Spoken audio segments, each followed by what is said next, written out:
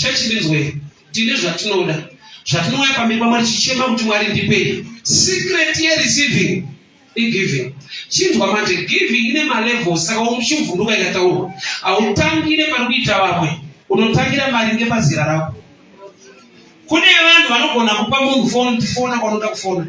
Kune vanhu vakugona kupa munhu foni yacho kuti ofoni.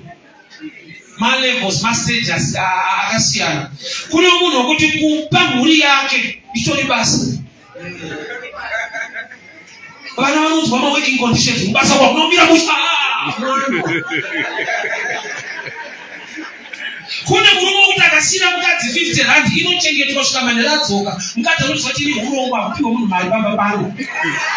Anotozobvunza madzoka kuti yameri izvi anozvati hazviite. Malevels iyoyo. Kune level yekuti iye wacho muridzi wemari kuzvipawo futi. Ukatoona tanwa drink atengerwa ega atenge. Ukaona chidya banana arwara ega azviite. Malevels iyoyo.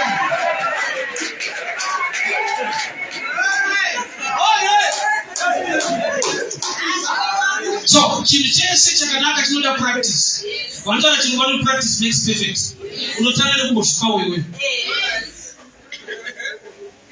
Wombozvipa wombopawo vehukama ipractice kutraina.